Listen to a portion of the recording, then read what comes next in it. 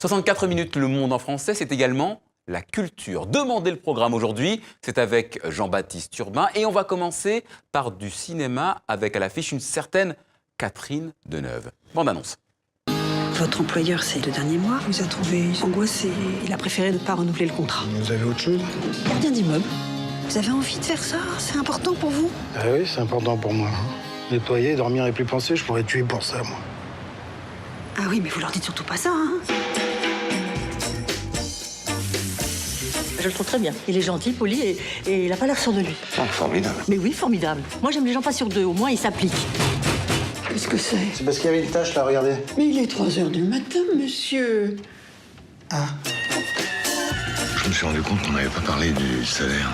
j'imagine qu'il n'y a pas de surprise. Pas de stock option, pas de golden parachute. Non. On met ok quand même, hein.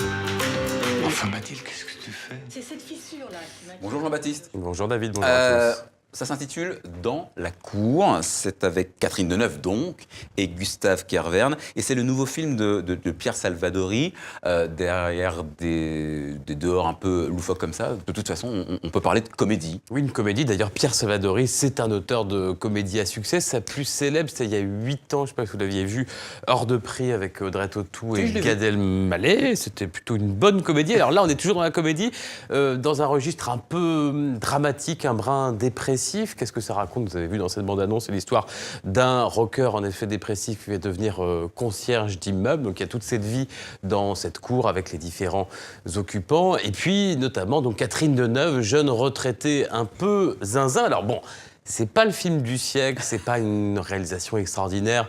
Le montage, il y a des petits problèmes de montage, c'est pas toujours très bien écrit, mais il y a ce vrai duo d'acteurs, Gustave Kervern, exactement. Kervern qui vient de la chaîne française Canal+, avec cet humour un peu corrosif, un peu particulier, notamment l'émission Groland, et puis Catherine Deneuve, qu'on voit pas forcément beaucoup dans le registre de la comédie, et pourtant, la comédie, elle en a fait déjà, c'est Jean-Paul Rapneau qui l'avait fait débuter dans la comédie, qui disait, elle a ce fameux débit très rapide, ce débit qu'il appelait débit de mitraillette. Bah, ça marche. Regardez encore un extrait. Catherine Deneuve, comédienne.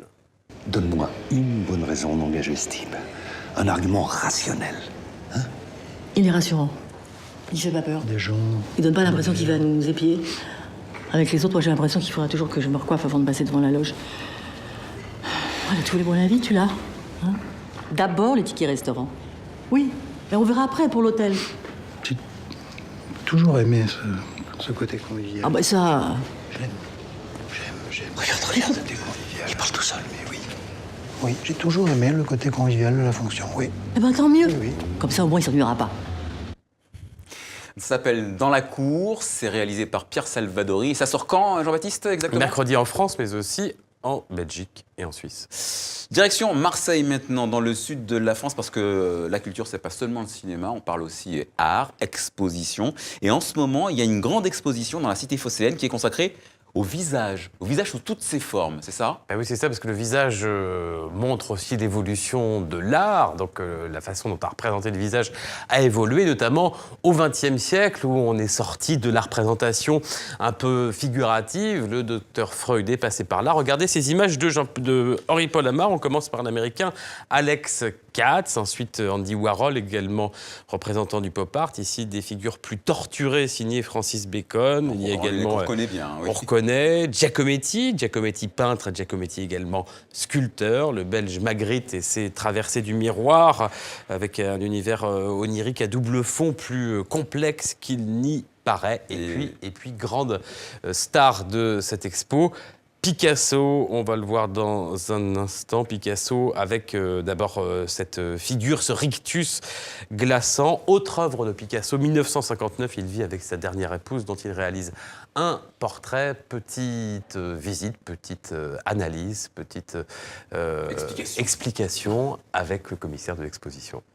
Il nous dresse ici un portrait de sa femme de manière assez personnelle, presque énigmatique. C'est-à-dire qu'ici, Jacqueline se regarde dans le miroir et son reflet est déformé. Il ne s'agit pas finalement du reflet qui devait être représenté en réalité, dans la mesure où il représente son profil droit alors que devrait être reflété son profil gauche.